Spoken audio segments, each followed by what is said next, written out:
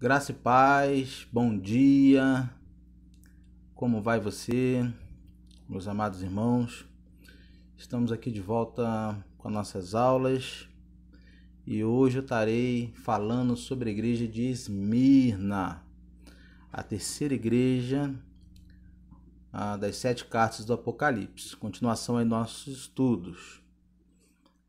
Eu tentei virar aí a câmera virar a câmera, né, do celular, vou estar utilizando a câmera frontal, porque eu achei que a qualidade dos outros vídeos não ficaram muito boa. Tentei fazer uma adaptação também aqui no meu áudio para ver se melhora um pouquinho, né? Não sei se você está vendo aí meu microfone, microfone aqui do Silvio Santos, mas eu vou tentar melhorar um pouquinho a qualidade do vídeo aí para que você consiga escutar um pouco melhor e ler também os slides aí com uma qualidade um pouco melhor, tá bom? Aproveitando, amados, comenta aí também no vídeo, fala para mim aí o que você achou das outras aulas, se tem alguma coisa que deixei passar, se falta alguma coisa, você comenta aí. Se você também tem alguma dúvida, faz o comentário aí na parte de baixo do vídeo aí, tá bom? Que assim que der, eu estarei respondendo você aí, tá bom, meus amados?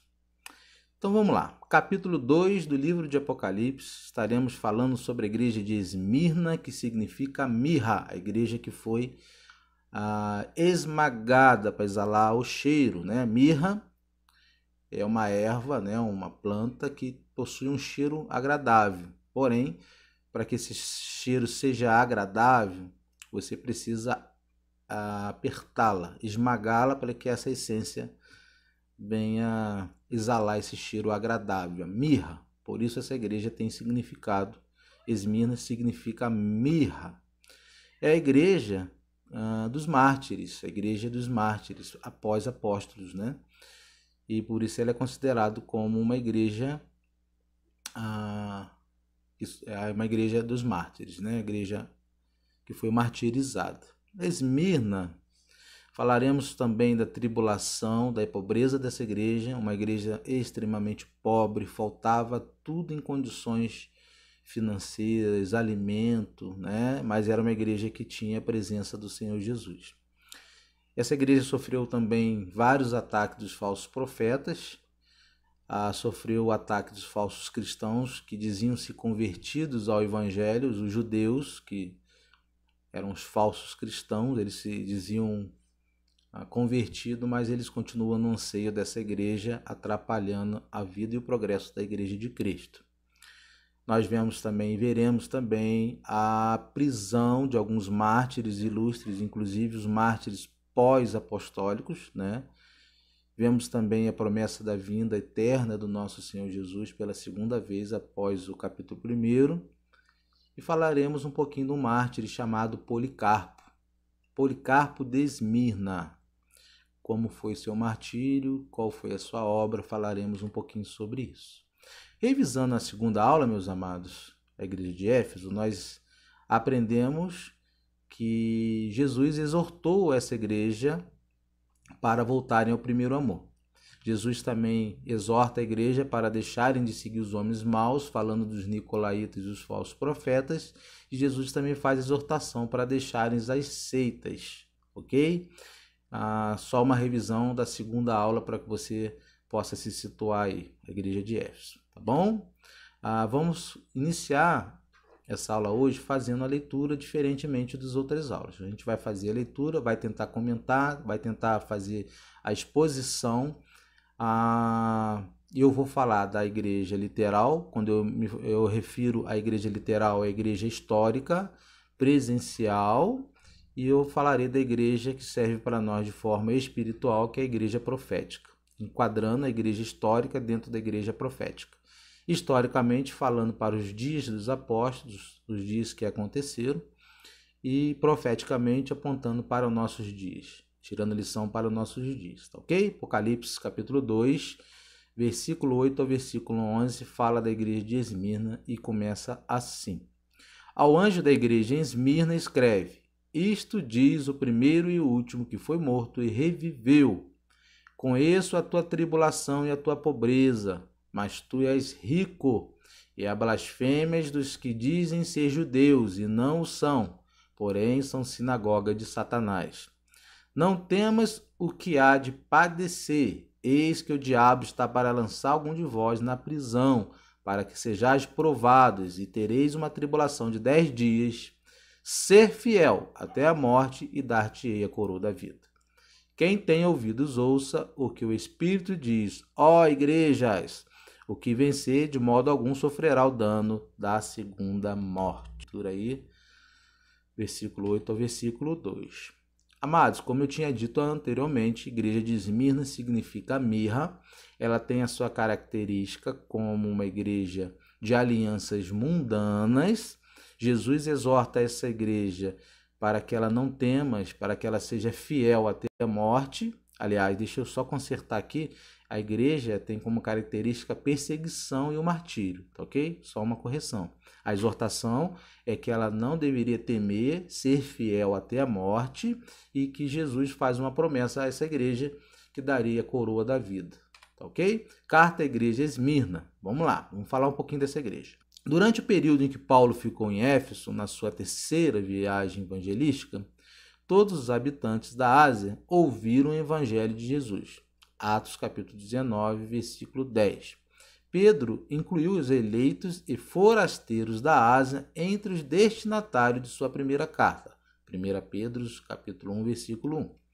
É bem possível que a igreja de Esmirna, uma cidade situada aproximadamente 65 quilômetros ao norte de Éfeso, esteja incluída nessas citações. Mas a primeira vez que ela é identificada por nome é nas citações do Apocalipse. Por isso, não temos informações específicas sobre essa igreja. Além dos 4 versículos desta carta ao anjo da igreja de Esmirna, o pouco que sabemos é positivo. Esta carta elogia e encoraja sem oferecer nenhuma crítica dos cristãos em Esmirna. Diferente da carta de Éfeso, Jesus não faz crítica a essa igreja. Ele não faz nenhuma crítica a essa igreja. Ele elogia, né? A igreja de Esmirna, hoje, ela é conhecida com o nome de Izmir. Ela já não é mais conhecida como igreja de Esmirna. Essa igreja não existe mais, tá? Existe só apenas a arqueologia hoje conseguiu, assim como a igreja de Éfeso, remontar algumas estruturas que existiam nela. Não existe uma igreja estruturada física funcionando ali como igreja hoje. Ela está também situada na cidade da Turquia. E naquela época ela era o segundo maior porto do país. Esmirna era uma cidade antiga, de uma região habitada durante milhares de anos antes de Cristo, já existia. A antiga cidade foi destruída pelos lídios em 600 a.C. E foi reconstruída pelos gregos no final do 4º século a.C. A cidade também ganhou uma nova vida e pode ser descrita como uma cidade que morreu e tomou a viver. Durante o domínio romano, Esmirna se tornou um centro de idolatria oficial, conhecida como Guardião do Templo. Em grego, foi a primeira cidade da Ásia a construir um templo para a adoração da cidade, a deusa de Roma. Isso no ano de 195 a.C. Em 26 depois de Cristo, foi escolhida como local do templo ao imperador Tibério. Foram descobertas imagens na praça principal da cidade de Poseidon, deus grego do mar, e de Deméter, deusa grega da ceifa e da terra. Na época do Novo Testamento, Esmirna provavelmente tinha uma população de aproximadamente 100 mil habitantes. Pode ser um porto excelente, aliás, por ser um porto excelente, facilitando o comércio entre a Ásia e a Europa. Era uma cidade próspera. A cidade era conhecida até o princípio do século XX por ser uma das cidades mais cosmopolitas do mundo, com uma grande população de gregos e armênios, com cerca de 2.500 pessoas. A comunidade judia de Esmirna é a segunda maior comunidade da Turquia, a seguir a Istambul. Depois da Guerra da Independência Turca, a população grega moveu-se para a Grécia e a população atual é predominante turca. Esmirna é muitas vezes chamada de a Pérola do Egeu. É considerada a cidade mais ocidentalizada da Turquia quanto a valores, ideologias, estilo de vida, papéis de gênero. O período dessa igreja, ela inicia-se no reinado de Trajano, que foi do ano 98 ao ano 117, no período de Adriano, de 117 a 138, de Marco Aurélio, de 161 a 118, Sétimo Severo, de 193 a 211, Valeriano, 249 a 260, e o período de Diocleciano, que é o período de 284 ao ano 305 depois de Cristo. Postando para você esse slide, você vai poder dar uma analisada. Essas são algumas ruínas da cidade de Esmirna. Essa é a cidade de Esmirna atual. Não existe mais a igreja funcionando ali. Ali não existe mais a igreja a qual João postou a carta nos primeiros séculos. Essa aí é a imagem da cidade de Esmirna, né? Uma cidade hoje totalmente turística, com algumas e muito belas edificações, ruínas ainda, edificações ainda que se mantêm de pé, né? A cidade de Esmirna, hoje chamada de Izmir, é uma das mais importantes cidades da Turquia, situada ao norte de Éfeso, situada numa linda baía do mar Egeu. Dentre as cidades da Ásia Menor, ela tornou-se um grande centro comercial. Nenhuma cidade sofreu mais massacres, terremotos, fogo e praga que Esmirna. Sob o poder dos romanos, a história relata que o povo pagão desta cidade foi muito fiel ao culto imperial. Apocalipse, capítulo 2, versículo 8. Estas coisas diz o primeiro e último. Jesus começa esta carta frisando a sua eternidade, dizendo que ele é o princípio e o fim, o alfa e o ômega, e que ele esteve morto e tornou a viver. Aqui ele ressalta a sua ressurreição. Esta frase destaca a vitória sobre a morte na ressurreição. Na situação dos discípulos de Esmirna, encarando perseguições difíceis, seria especialmente importante lembrar da ressurreição de Jesus. O Senhor deles não fracassou diante da morte, ele a venceu. Eles, sendo fiéis, teriam a mesma esperança. Então aqui Jesus ele demonstra para essa igreja que assim como ele voltou dos mortos na sua ressurreição, ele faz uma promessa que através das perseguições que essa igreja passaria, eles morreriam por conta do martírio, né? Essa igreja ela é reconhecida pelo seu martírio, pelos mártires, né? Que vieram após os apóstolos, morreram de formas cruéis. Ele diz que para essa igreja não perder a esperança, porque assim como ele tinha ressurreto, essa igreja também passaria para a ressurreição, ou seja, essa igreja também, aqueles que morreram, aqueles que permaneceram na fé salvística no Cristo Jesus, também não passariam pela morte eterna, seriam ressurretos no último dia, que ele faz essa promessa. Versículo 9, conheço a tua tribulação. Aqui Jesus mais uma vez demonstra que conhece todas as coisas. Jesus no meio do candeeiro viu o sofrimento dos seus seguidores, da mesma maneira que ele se compadeceu dos angustiados na terra durante o seu ministério.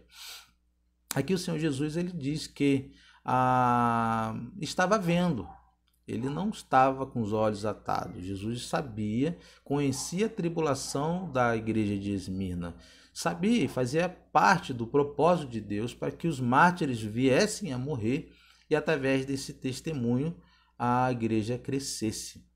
Quando mais um cristão morria, quanto mais os cristãos eram mortos, mais outros cristãos cresciam, nasciam e professavam a fé no Filho de Deus. Mais os judeus se convertiam ao cristianismo. Por isso é considerado que os mártires são considerados a semente da igreja, porque o sangue que escorriam eram como se fosse semente. Quanto morriam, mais eles cresciam, mais cristãos vinham, né? Ele olhou com compaixão para aqueles que sofriam em Esmirna. Mesmo assim, ele não os poupou de toda a dor, como veremos no versículo 10. A palavra tribulação aqui significa pressão que vem de fora, ou seja, perseguição. Nesse slide, amado, você pode ver aí a Esmirna como uma igreja mártir, né? Professando a Cristo, demonstrava estar disposta a sustentar-lhe o testemunho até o fim. Era uma igreja confessante. Muitos eram mortos, torturados, eles não negavam ao nosso Senhor Jesus. Mártires ilustres do segundo século, período da igreja de Esmirna, 155 depois de Cristo. Esmirna, amados, fala de um mártir ilustre, que é Policarpo, um dos mais notáveis bispos de Esmirna, né? Policarpo, ele viveu no período de 69 a 155. Diante do carrasco romano, não negou a fé em Cristo Jesus. Policarpo de Esmirna foi um bispo da igreja de Esmirna do século II. De acordo com a obra do martírio de Policarpo, ele foi apunhalado quando estava amarrado numa estaca para ser queimado vivo. E as chamas milagrosamente não a tocavam. Lembra quando eu comentei na igreja, aliás, na introdução, no prólogo, primeiro capítulo do Apocalipse, que existe um testemunho de Tertuliano que diz que o apóstolo João foi jogado numa candeia de azeite ou de óleo quente e ele não morreu, não sofreu com aquela queimadura. E aí consideraram ele como um homem muito santo. E alguns romanos tiveram medo, achando que ele era um mago. E aí, essa é uma das possibilidades a qual o apóstolo João foi preso na ilha de Patmos, foi isolado na ilha de Patmos. E aqui a gente vê numa referência que esse mártir Policarpo passou também por essa experiência. Ou seja, os mártires passaram por experiências tremendas antes do seu martírio. E aqui ele destaca, né, que ele era para ter sido queimado vivo, mas milagrosamente não o tocava. O fogo não o tocou. As chamas se abriram e não tocavam em suas vestes. Ele era considerado um mártir, um santo, por diversas denominações cristãs. Todos consideravam Policarpo como um homem muito santo. Policarpo havia sido discípulo do apóstolo João. Ele era discípulo, João já estava morto, né? Ele veio dando continuidade à pregação do evangelho. Ele era um discípulo do apóstolo João e ele foi atestado pelo bispo Irineu de Lyon, que ouviu-o discursar quando jovem e também foi ouvido por Tertuliano, mais uma testemunha ocular. A tua pobreza, mas tu és rico. Apesar de morarem numa cidade próspera, Esmirna era uma cidade próspera, os cristãos em Esmirna eram totalmente pobres, faltava quase tudo. Provavelmente sofriam discriminação por causa da sua fé e assim se tornaram pobres. É bem possível também que tivessem sacrificado seus recursos em prol do evangelho, como os macedônios fizeram para ajudar os irmãos necessitados, alguns nos anos anteriores. Veja 2 Coríntios 8, versículo 1 ao 9. Mas a pobreza material não tinha tanta importância quanto a situação dos discípulos de Esmirna. A situação dos discípulos de Esmirna era muito melhor do que a igreja de Laodiceia, que se achava rica apesar de sua pobreza espiritual. Existe uma diferença muito grande. Essa igreja ela tinha uma pobreza material, não espiritual, como a igreja de Laodiceia, que era ao contrário. A igreja de Laodiceia era uma igreja rica, mas era pobre e totalmente espiritual. E o que o Senhor aqui destaca para a gente, que essa pobreza, para os cristãos de Esmirna, né, eles passavam necessidade. Alguns estudiosos acreditam que eles eram considerados como a escória da humanidade. Eles eram considerados como o lixo da sociedade. Eles não tinham muito proveito, não tinham trabalho, não tinham como se alimentar por conta de ser considerados hereges, de estar formando uma nova religião. Só que o próprio Jesus diz aqui que eles eram considerados ricos, porque o Senhor Jesus reconsiderava o coração. Eles eram ricos espiritualmente por ter a promessa da sua segunda vinda, herdeiros do Filho de Deus, detentor de todas as coisas do reino de Deus. Então a pobreza deles aqui era um material, era uma igreja pobre, eles eram tinham necessidades das coisas materiais. Pode acontecer também que a pobreza deles tenha sido por conta da distribuição para outros cristãos, ou seja, os que tinham mais condições financeiras doavam para os que menos tinham condições financeiras, e aí eles também poderiam ser considerados pobres ou todos iguais perante a Deus. Mas fato é que Deus considera essa igreja como uma igreja rica espiritualmente.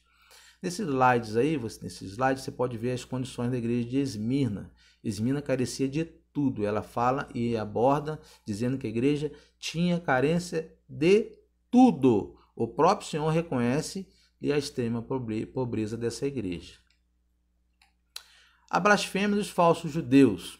Blasfemar é falar mal. Frequentemente refere-se à blasfêmia contra Deus aqui. Porém, a blasfêmia é um aspecto do sofrimento dos crentes em Esmirna.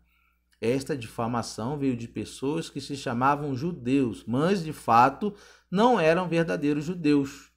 Então, ou seja, os verdadeiros cristãos não blasfemavam, não reclamavam da sua pobreza, da falta que havia no meio deles, eles não reclamavam. Mas os falsos cristãos, que eram os judeus, esses sim blasfemavam e reclamavam. Mas a Bíblia diz, claro, que eles eram falsos. Eles eram falsos. Fica um ensinamento para nós, né, amados? Momento de tribulação, de dificuldade, de pobreza, não devemos blasfemar nem reclamar. O Senhor nos considera como ricos espiritualmente. Não que não tenhamos necessidades materiais, mas que na nossa adversidade, dificuldade, pobreza material, Deus nos considera ricos espiritualmente falando, né? Não podemos esquecer, abrindo um aspas, que também o verdadeiro aqui, o cristão verdadeiro, ele não tinha bonância, nem fartura, nem era uma igreja rica materialmente, mas elas também não faltavam o básico. Porque a promessa do Senhor Jesus Cristo é que não falta o básico não iria faltar, ok? Os judeus que tiveram uma sinagoga em Esmirna, esses sim eram aqueles que blasfemavam, perseguiam os cristãos. Além de dizer que eram cristãos, eles perseguiam os cristãos e blasfemavam contra Deus. Ao invés de serem verdadeiros judeus, descendentes espirituais de Abraão, eles faziam totalmente o contrário. Depois você leia João capítulo 8, 39 a 47, Romanos capítulo 2, versículo 28 e 29. Eu estou colocando essas referências para que o vídeo não fique muito grande, né? Depois fique um vídeo cansativo para você assistir. Depois você pode checar e fazer esse estudo aí, conferindo na sua Bíblia. Eram servos de Satanás. A palavra de Deus diz que esses falsos cristãos, esses judeus falsos, eles eram servos de Satanás, o principal mentiroso e acusador dos fiéis. Você pode ver lá em João 8, 44, né? Não é muito diferente hoje. Nós temos muitos falsos irmãos, blasfemadores, irmãos que nos caluniam, irmãos que, quando vê a pobreza do próximo, fala que é maldição, não o abençoa, se considera melhor do que os outros, extremamente um fariseu, né? As condições da igreja de Esmirna, conforme esse slide, você vai ver a imagem desse cão aí, desse lobo e da ovelha, né? Além dos ataques externos e internamente, a igreja de Esmirna era perseguida por falsos crentes a quem o Senhor Jesus desmascara. Apocalipse, capítulo 2, versículo 10.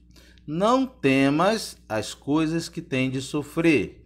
O conforto oferecido por Jesus não é o livramento do sofrimento. Ele anima os discípulos em Esmirna a não desistirem diante das tribulações que viriam logo após. Covardes não têm esperança em Cristo. Pessoas que fogem da sua responsabilidade de Jesus por medo de sofrer não são dignas da comunhão com Ele. Pessoas que ensinam que o servo fiel será próspero e livre de sofrimento nesta vida não acreditam ou acreditavam nas palavras que Jesus mandou a essa igreja. O diabo está para lançar em prisão alguns dentre vós. O diabo é visto como uma fonte de perseguição e alguns seriam presos, provavelmente aguardando julgamento e possível morte. Amados, aqui a palavra vai falar que o próprio diabo lançaria alguns dos cristãos à prisão. Muitos desses cristãos seriam perseguidos, seriam presos, jogados às prisões, e eles passariam por um tormento de um certo tempo. Aqui o Senhor ele fala para que esses irmãos, para que eles não temessem. E Jesus aqui, ele já dizia para a sua igreja que eles iam sofrer, mas que era para que eles não temessem, eles tinham que passar por essa tribulação por conta do testemunho do evangelho. Então Jesus faz aqui e oferece a essa igreja, a esses irmãos, um conforto, dizendo que os livraria. O que nós também podemos tirar como lição, que todo sofrimento tem um tempo estipulado por Deus. O sofrimento a qual nós vivemos, a qual você pode estar passando hoje, não sei qual é, ele tem tempo de início, ele tem tempo para terminar. O tempo é determinado por Deus, e aqui não era diferente. E aqui também ele vai dizer que o próprio Satanás, o diabo, é quem lançou esses irmãos. Como nessa época o diabo lançou os irmãos? Através do Império Romano, através dos falsos judeus. Os falsos judeus se infiltravam dentro da Igreja de Cristo, e assim como Judas Iscariotes entregou o próprio Cristo, esses falsos judeus também entregavam os cristãos, que nessa época viviam muitos até mesmo isolados para se manterem vivos, né? Então esses falsos judeus entregavam os cristãos e eles foram mortos, foram perseguidos. Então ele diz aqui na palavra, falsos judeus, que são da sinagoga de Satanás. A sinagoga de Satanás é uma representação do templo judeu, do povo judeu que não aceitou e não acolheu o Messias. Nesse próximo slide você vai ver as condições, né, uma reflexão a respeito da igreja de Esmirna, como que era feito. Essa imagem demonstra uma prisão, de como era realizado. Inclusive as crianças eram jogadas dentro dessa prisão, foram executados. O que nós sabemos é que eles perseveraram até o final. Foram presos, jogados na prisão, perseguidos, açoitados, eram pobres materialmente, lhe faltavam muitas coisas, mas eram considerados ricos espiritualmente por Deus. Momento em que o cristão era lançado na arena. Esse aí é uma imagem que demonstra mais ou menos como era, né? Trazendo um pouquinho para o tempo profético, né? O tempo do fim, nosso tempo hoje, o futuro, as condições da igreja de Esmirna não é muito diferente. Nós também vivemos nesse período. Nós também temos mártires no século XXI, século XX, século XXI, também temos mártires, assim como a igreja de Esmirna. Por isso a igreja de Esmirna, ela profeticamente nos ensina e nos traz lições. Nessa imagem que você está vendo, Apocalipse 2:9, falando a respeito das tribulações, as tribulações podem ser perseguição, pode ser prisão, pode ser morte por conta da sua confissão de fé, né? Por conta do Deus a qual você serve, você pode ser perseguido, morto. E um exemplo disso é os nossos missionários em campo. Os verdadeiros apóstolos que estão plantando igreja, pregando o evangelho em países fechados. É um grande exemplo de perseguição, de morte, assim como nossos primeiros cristãos. Eu lembro que eu visitei a casa de um irmão no ano de final de 2018 para 2019, de um missionário em Minas Gerais. Esse irmão extremamente abençoado. Um irmão, a obra que ele estava realizando, uma obra extremamente abençoadora na vida daquela comunidade ali. E aquele irmão não tinha mal lugar para dormir, mal uma cama na sua casa, não tinha mal um alimento. Quando nós chegamos ali, ele nos apresentou um pão e um café, e era aquilo que ele tinha para comer, e ele nos serviu. Então nós vemos as tribulações e as dificuldades e a pobreza material, como aqui na igreja de Esmirna, também na vida da igreja moderna. Os verdadeiros missionários, servos, fiéis do Senhor, eles estão em campo trabalhando. Eles não estão pregando apenas nos púlpitos, nas igrejas, nos templos, como aqui ele diz dos judeus, como ele cita aqui a sinagoga de Satanás, a sinagoga de Satanás dos judeus, que só pregavam e acreditavam que Deus estava dentro dos templos. Né? Então aqui ele fala, meus servos serão presos por pregar o meu nome, por ensinar meu nome, serão perseguidos, serão lançados na prisão, pelo um determinado tempo. Né? Então, existe isso está acontecendo nos nossos tempos. Se eu não me engano, essa imagem que você está vendo aí, esse slide, é da Coreia do Norte, um país extremamente fechado, onde os cristãos são mortos, são pegos e são mortos por amor ao nosso Senhor Jesus. Aí ele continua dizendo, para seres postos à prova e tereis tribulação de 10 dias. Opa, aqui ele diz 10 dias, lembrando na primeira aula, a qual nós colocamos alguns simbolismos. Nós sabemos que um dia para Deus equivale a 1000, mas nem sempre essa representação ela é literal. Em alguns textos, um dia para Deus é como se fosse 1000. E no livro de Daniel, existe um período de tempo que equivale a praticamente um ano. Então, nós temos que entender que existem algumas mudanças de interpretações e alguns textos. Por isso, nós precisamos entender um pouquinho de hebraico, de grego. Exemplo, amado, quando Jesus disse ali para Pedro voltou a pescar por conta de ter negado Jesus, Jesus tinha sido levado aos céus, ele ficou triste, ele voltou a pescar, voltou a fazer aquilo que ele fazia antes. Jesus aparece para ele ali na praia, chama, manda eles jogarem a rede para o lado esquerdo, se não me engano, ou lado direito. Eles não tinham pego nada naquele dia, eles pegam um peixe e aí enche ali a rede de peixe e vem para a praia ter um encontro com Jesus. E aí Jesus fala para Pedro, Pedro, tu me amas? Se eu não estou me enganando, se eu estou citando memória, nessa passagem Jesus fala, Pedro, tu me amas? E aí Pedro fala, eu te amo, Senhor. Jesus fala novamente, Pedro, tu me amas? Pedro fala pela segunda vez, tu sabes que eu te amo, Senhor. E Jesus fala pela terceira vez, Pedro, tu me amas? Pedro fala para ele, muito triste, eu te amo. Ou seja, nessa passagem, Jesus fala e pergunta para Pedro 3 vezes se Pedro amava ele.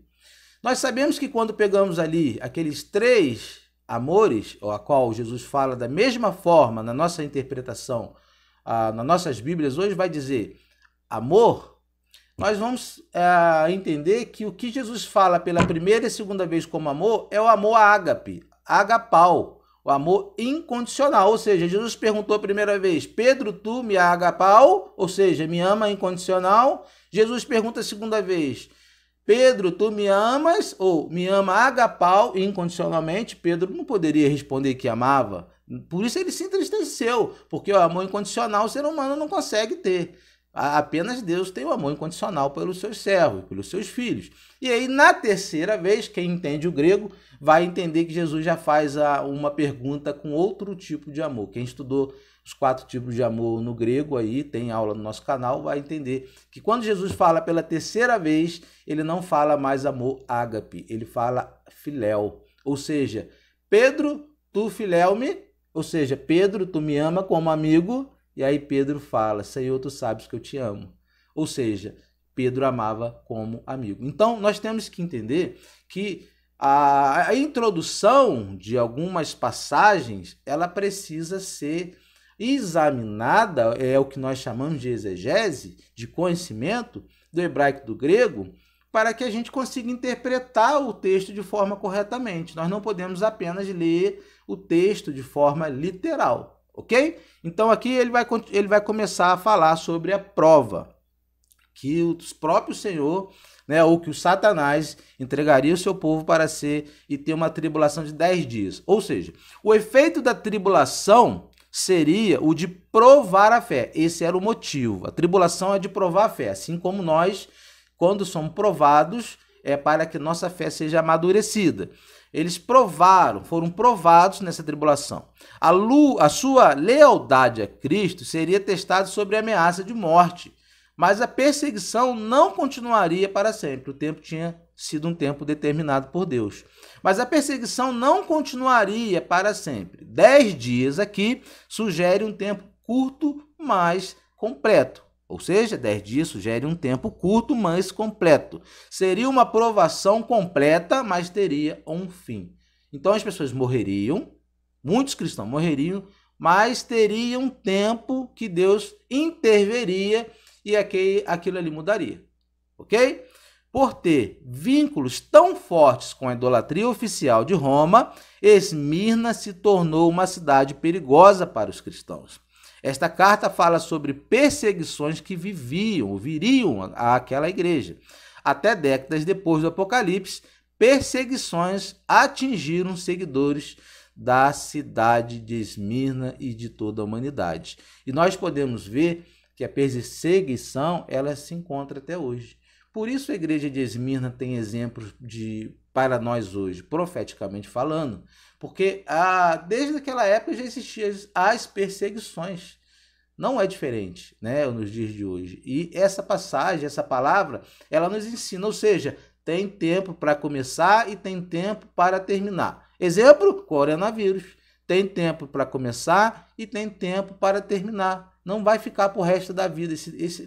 Existe o tempo já determinado por Deus de todas as coisas. E nosso sofrimento também tem um tempo determinado por Deus, assim como a nossa morte. Nascemos e a nossa morte também tem um tempo determinado por Deus, ok? Continuando no verso 10, ser fiel até a morte. Aí Jesus já faz aqui um pedido, já faz uma exortação. Meus servos, minha igreja, seja fiel até a morte, não negais o meu santo nome. O fim desta perseguição, para alguns, poderia ser a própria morte. Mesmo assim, deveriam ser fiéis. Às vezes, irmãos, arrumamos qualquer desculpa para não fazer algo na obra de Deus, ou fazer algo que Deus nos pede. Mas nada, nem a nossa própria vida, deve ser mais importante do que a nossa fidelidade a Deus. Isso é muito importante. Tudo que Deus nos exige, que pede de nós, isso sim é mais importante do que a nossa própria vida. Ou seja, a obra de Deus, ela é mais importante que a minha e que a sua vida. Continuando no versículo 10, e dar-te-ei a coroa da vida. Aqui uma promessa maravilhosa, como nas demais cartas. Ele faz uma observação, ele diz o que a igreja vai passar, ele exorta a igreja, ele repreende a igreja. Nesse caso aqui não há repreensão da igreja. E ele fala, e dar-te-ei a coroa da vida, a promessa da vida eterna. Aqui ele já fala, olha, vocês vão morrer, vocês vão passar por momentos de tribulações, muitos vão falecer, vão morrer, vão ser perseguidos, vão ser castigados, mortes brutais. Satanás vai perseguir vocês, ele vai lançá-los na prisão, mas ser fiel até a morte, porque eu dar-te-ei a coroa da vida, a promessa da segunda vinda, da vida eterna, assim como Jesus faz para todos nós, que um dia ele virá buscar a sua igreja e que faz essa promessa maravilhosa de que nós seremos salvos, né? Seremos levados com ele junto a essa cidade maravilhosa que é a Nova Jerusalém. A palavra que coroa, em grego, ela tem uma interpretação que se chama estepanos, né? Não sei se eu estou pronunciando correto, mas ela escreve exatamente estepanos ou etepanos, refere-se à coroa da vitória, a coroa da vida de Deus, o único que pode dar a vida. Veja depois aí, leia João capítulo 5, 26, 14, 6 e 1 João capítulo 1, versículo 1. Segundo, aqueles que amam a vida de Jesus receberão a coroa da justiça, 2 Timóteo 48. Então, somente aqueles que amam a Jesus serão fiéis ao Senhor Jesus, e só quem amam ao Senhor Jesus terão a vida eterna e receberão a coroa da vida.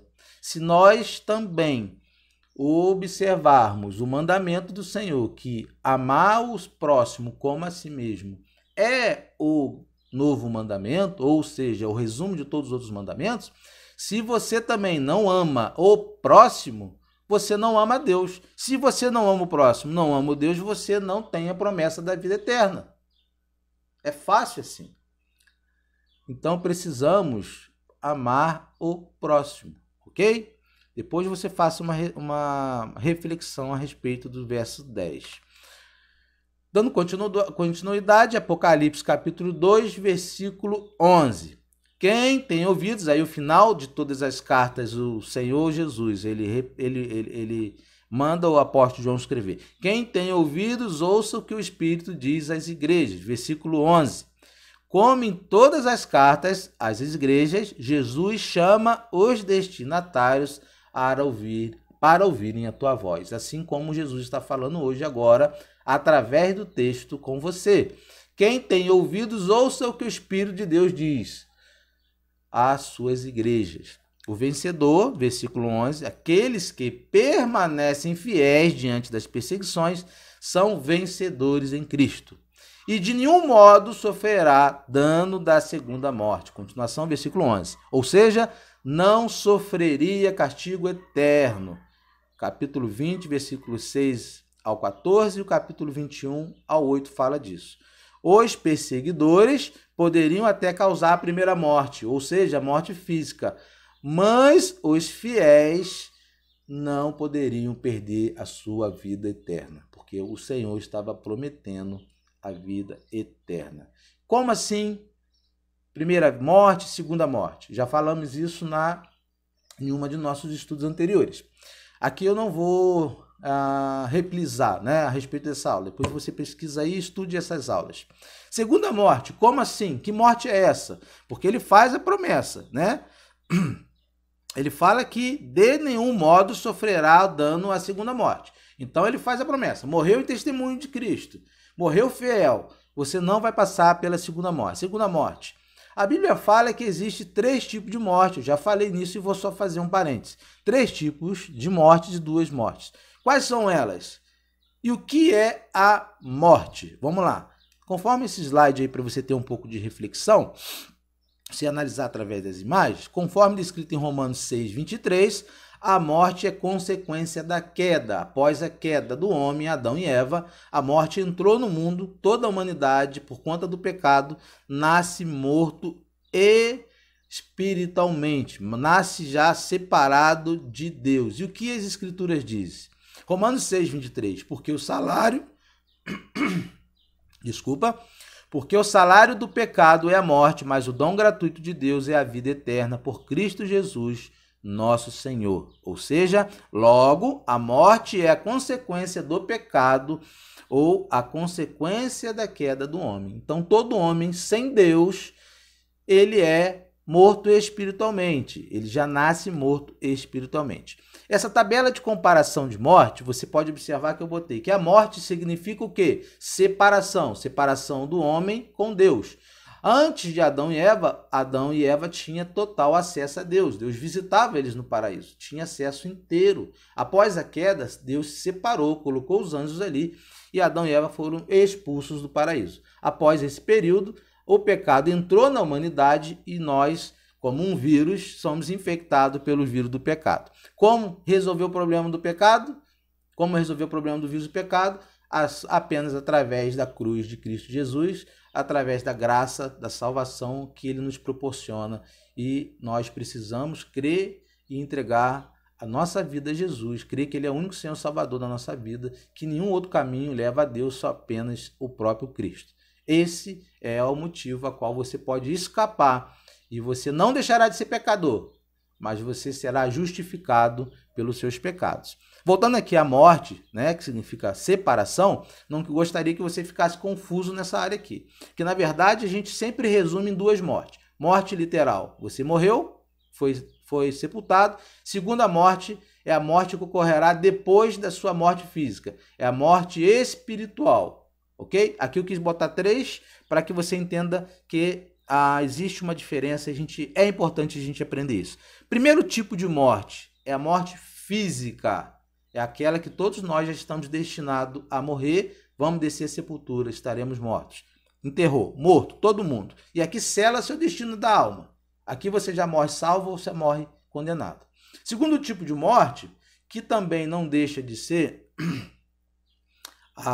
uma morte, é a morte espiritual, qual eu falei de Adão e Eva. Ou seja, todo ser humano morre, já é morto espiritualmente por nascer no pecado. Se ele não for justificado, ele e morrer na primeira morte, na condição de não ter conhecido a Cristo Jesus, morto espiritualmente, ele já morre também condenado. E a terceira morte, que é a morte, que ele refere-se aqui ao texto de Apocalipse, que é a morte eterna, a morte que não tem jeito, a morte que não tem volta. A primeira morte tem jeito? Tem, morrendo com Jesus, ou seja, morre com a garantia da salvação. A segunda tipo de morte tem jeito de ser resolvido? Tem jeito, crendo em Jesus como único Senhor Salvador, entregando a vida para ele. Você passa do estado de morte espiritual para vivo em Cristo Jesus. Aí, automaticamente, você morrendo a primeira ou a segunda com Cristo Jesus, ou morrendo com Cristo Jesus e entregando a vida para Jesus, não tendo mais a vida morta espiritualmente, você morre salvo. Então, você escapa da terceira morte. Como não escapa da terceira morte? Morrendo sem Cristo Jesus. Sem confessar Jesus Cristo como único Senhor Salvador, sem ter entregue sua vida, sem ter escutado, correspondido à salvação que Cristo deu para você. Então você morre eternamente e não tem jeito esse tipo de morte. É, entre parênteses, o inferno, que a Bíblia chama de inferno, lago de fogo. Ok? Entendemos aqui o tipo de morte. Vamos fazer um pequeno resumo a respeito da morte. Primeira morte, a morte física. Portanto, como por um homem entrou o pecado no mundo e pelo pecado a morte, assim também a morte passou a todos os homens, por isso que todos pecaram. Romanos capítulo 5, versículo 2. Ou seja, primeira morte. Portanto, como um homem entrou o pecado, ou seja, entrou através de Adão e Eva no mundo, e pelo pecado deles entrou a morte, ou seja, a separação do homem a Deus, assim também a morte passou a todos os homens, a todos nós, como um vírus, como eu me referi, um vírus, fazendo uma simbologia, por isso que todos pecaram. E todos estão destituídos da graça de Deus, mortos nos seus delitos. A primeira morte significa a morte física, ou seja, a passagem desse mundo visível para o mundo invisível para os nossos olhos e sensações naturais. Morrer com um exemplo para você entender como que é essa morte. A morte, ela é assim. Morrer é como apagar de um abajur de cabeceira ao amanhecer. Quer dizer, você quando clica lá no botãozinho lá, você dormiu, clicou no botãozinho lá do abajur lá de cabeceira lá ao amanhecer. Tá ok? Você apagou aquela luz. Então, pum, a morte é isso. Ninguém sabe a hora. De repente você está vivo aqui, de repente, pum, morre. Essa é a primeira morte, né? Como apagar de um abajur com amanhecer, né? Entramos em uma dimensão nesse período muito maior do que a luz limita, ou entramos numa dimensão muito maior do que a luz limitada de um abajur de cabeceira. Por quê? Porque Jesus disse que e não temais os que matam o corpo e não podem matar a alma. Temeis antes aquele que pode fazer padecer ou parecer no inferno a alma e o corpo. Então Jesus aqui, nessa carta, ele vai falar, através de Mateus capítulo 10, 28, a respeito também dessa morte. Por isso que ele fala à igreja de Esmirna para que não temais, não tenham medo de quem vai tirar a vida física de vocês. Vocês estarão morrendo fisicamente. Porém, eu estou garantindo a vida eterna a todos vocês. A primeira morte selava o destino da vida daqueles crentes, mas havia a garantia que pós-morte a vida continuaria com Cristo Jesus, salvo na eternidade. É isso que ele está dizendo. O segundo tipo de morte, a reflexão a respeito dela, é as nossas iniquidades, né, que fazem a separação entre vós e o vosso Deus. Fazem separação entre nós e o nosso Deus, essas nossas iniquidades, ou seja, o pecado, né, que encobre o rosto de todos nós para que não vos ouça. E o pecado, ele causa isso na gente, ele causa uma cegueira e a gente não consegue enxergar nem ouvir a Deus. Então nós nascemos espiritualmente mortos e até que Deus o chame, e aí é predestinação, ou até que você aceite Jesus, e aí já é livre-arbítrio, né? Não vamos entrar nesse detalhe também, uma aula particular depois sobre esses dois quesitos, mas são duas coisas que existem ao mesmo tempo que nós não entendemos muito bem. Ou até que você creia e aceite, ou até que Jesus já tenha te predestinado e você de uma certa forma virar ele, antes desse processo você está morto espiritualmente, porque ainda você não conheceu Jesus, não conhece Jesus. Então há essa necessidade, né? Nossos pecados encobrem, fazem-nos separação de Deus. Morremos espiritualmente, já nascemos, aliás, espiritualmente mortos. Depois você lê Isaías 59:2, que diz: E vos vivificou, estando vós mortos em ofensas e pecados, e que noutro tempo andaste segundo o curso deste mundo, segundo o príncipe das potestades do ar, do espírito que agora opera nos filhos da desobediência. Efésios 2, versículo 1, versículo 2. Aqui ele vem falando que Jesus, Cristo Jesus, é aquele que vivifica os mortos. Falando daqueles que já nasceram espiritualmente mortos, nos seus pecados condenados. Então Jesus é quem vivifica. Por isso a salvação não é meritória, ela é graça. Então é Jesus que resgata, e que noutros tempos andaste segundo o curso desse mundo. Nós andávamos conforme as nossas próprias vontades, segundo as potestades do príncipe do ar, espírito que agora opera no filho da desobediência. Então, todo aquele que vive sobre ou sem Jesus está debaixo das potestades de espíritos malignos, do Deus desse século, que é Satanás, que causa em nós, ou naqueles que não creem em Jesus Cristo, o espírito da desobediência. Então, todo que nasceu e não creu e continua no espírito de rebelião, de não crer em Deus, está no espírito da desobediência sobre potestades e espíritos malignos, para que eles não creiam. Por isso, Jesus precisa interferir. E a palavra de Deus, ela é pregada, e muitos não querem escutar as Escrituras. Qual é o método da qual Jesus escolheu para que os seus salvos sejam chamados? A pregação do Evangelho. Todo aquele que escuta a pregação do Evangelho e não absorve, não escuta, não acredita, endurece o coração, está morto nos seus delitos, está condenado, está vivendo sobre a potestade desse mundo, que são espíritos malignos, e o Deus desse século, que é Satanás. Ok? Deu para entender?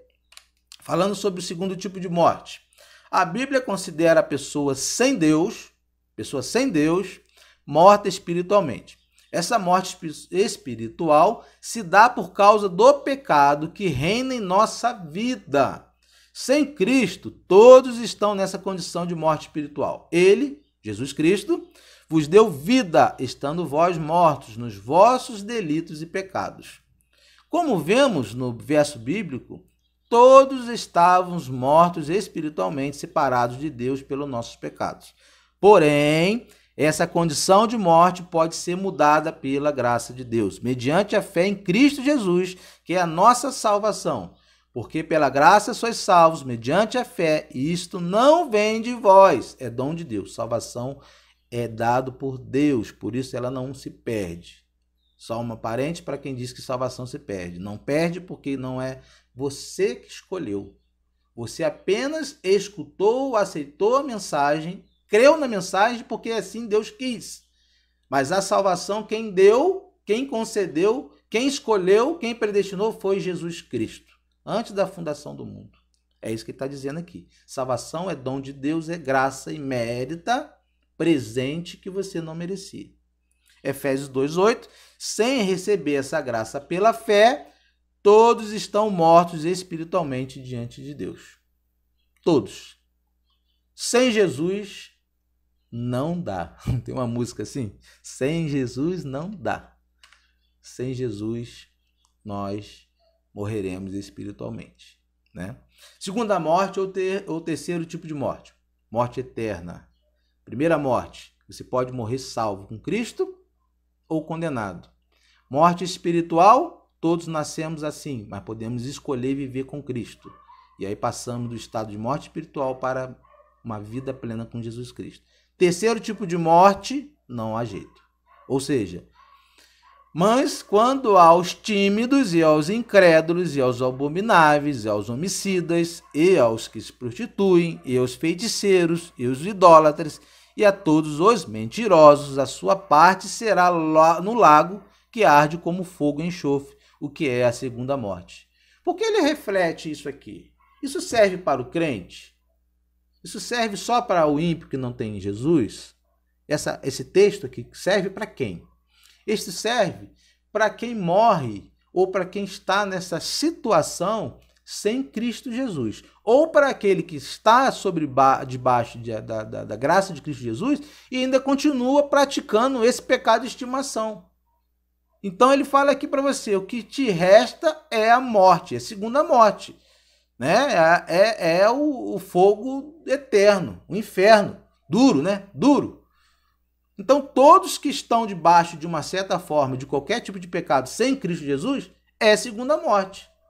Vai passar pela primeira, já é morto espiritualmente, vai para a terceira morte, que não tem jeito. Desceu a cova, morto espiritualmente. E aí o que resta na segunda vinda de Cristo é o seu julgamento para a perdição eterna. Apocalipse 21, 8. Essa é a morte que o texto de Apocalipse 2 fala, lá no versículo 11. Essa é a segunda morte a qual ele está dizendo. Qual a solução para essa morte? Existe solução para essa morte? Não existe solução para essa morte se você morreu sem Jesus, se você não creu. Sem Jesus, não tem solução. Você tem escolha de aceitar, de crer, de confessar que Jesus Cristo é o Senhor, o único Senhor Salvador da sua vida. Você tem. E ao longo da nossa vida todinha, nós escutamos o Evangelho. Nenhum ser humano, eu creio, na face da terra, nunca jamais tenha ouvido falar que existe um Deus, que existe um Salvador. Todos. Pode acontecer em alguns grupos pequenos, isolados, que tem ali a janela 440, tem um nome dessa janela ali, em alguns países árabes, fechado. Mas mesmo na teologia deles existe um Messias. Eles sabem que existe um Salvador. Para eles, esse Messias é o anticristo deles, mas é o nosso Salvador. Eles sabem de uma certa forma. Outra coisa é que a revelação de Deus, até na própria natureza, Deus se revela. Deus se revela até através da própria natureza. Falando aí, vamos falar para os índios, né, que nunca tiveram encontro, né, que adora o céu, a lua, o sol, né, mas eles hão de dar conta através, não da pregação do Evangelho, mas através da natureza, das coisas a qual fez. Deus se revela através até mesmo da natureza. Então todo ser humano tem oportunidade, teve oportunidade, tem oportunidade e está tendo oportunidade. Você que está ouvindo aí, talvez, mais uma oportunidade que você está tendo. O inferno é real. Ninguém quer pregar sobre isso, porque é duro. Mas é real. É real. Jesus, ele morreu na cruz para que você não vá para lá. Porque você morreu, nós, e quando eu falo você, estou me referindo a mim. Estou usando eu também.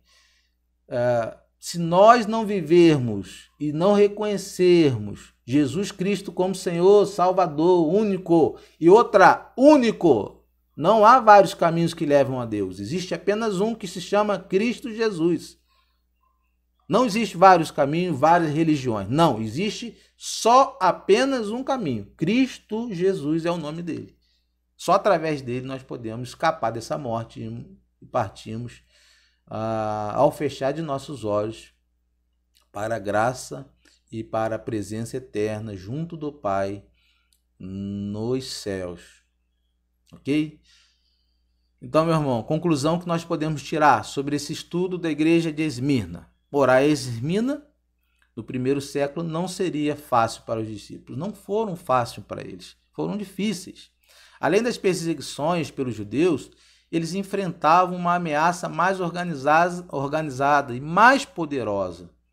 Porque a idolatria oficial, juntamente à religião, com a força do governo, prometia uma perseguição perigosa aos cristãos da cidade, tentando-os abandonarem a sua fé. Eles faziam com que os cristãos tentassem perder a fé, né? Para melhorar suas circunstâncias ou até para evitar a morte violenta. Muitos ali negavam Jesus para não ter aquela morte violenta. Para vencer essa tentação, eles teriam que acreditar no poder daquele que já venceu a morte que fez a promessa que eles também venceriam. Mesmo se morressem, as suas vidas eternas seriam garantidas, somente se mantivessem sua confiança no eterno Senhor e Salvador, o primeiro e o único que esteve morto e tornou-se a viver. E a promessa que ele tem para nós é que nós morreremos, mas nós voltaremos a viver na ressurreição no último dia. Estaremos junto com o nosso Senhor, nosso Salvador, onde lá não existirá mais perseguição, sofrimento, tribulação, choro, nem ranger de dente. Lá haverá paz, amor, harmonia. É isso que Cristo Jesus promete à sua igreja, prometeu à igreja de Esmirna, promete para a igreja atual, promete para o povo de Cristo e para todos aqueles que creem que Jesus Cristo é o Senhor, único e suficiente Senhor da sua vida. Tá ok, amado? Nossa próxima aula, no próximo domingo, será sobre a igreja de Pérgamo. Se você não está inscrito no canal, inscreva-se no canal, dá seu joinha, dá seu like aí no YouTube. Nós estaremos transmitindo, por enquanto, essas lives no Facebook, que nós estamos com algumas restrições no YouTube, mas acredito que dentro de um mês nós já conseguiríamos fazer as transmissões novamente no YouTube. Colocarei também esses vídeos numa playlist para que você possa seguir a ordem certinha dos estudos, tá ok? Comenta aí embaixo o que você achou, compartilha esse vídeo com seu amigo, alguém que precisa ouvir uma mensagem edificadora. Essas aulas, elas trazem edificação e crescimento espiritual, né? Possui mensagens duras, mas mensagens de conforto, de edificação para o tempo que nós estamos vivendo, né? Então é uma aula muito edificadora, muito abençoadora para todos nós, tá bom? Se você gostou, então escreve aí, deixa seu comentário, compartilhe com seus amigos esse vídeo e a gente se vê na próxima aula. Que a graça do nosso Senhor Jesus, nosso Salvador, esteja com você, na sua casa, que vos livre e vos abençoe de todo mal. Amém? Até mais. Fiquem na paz.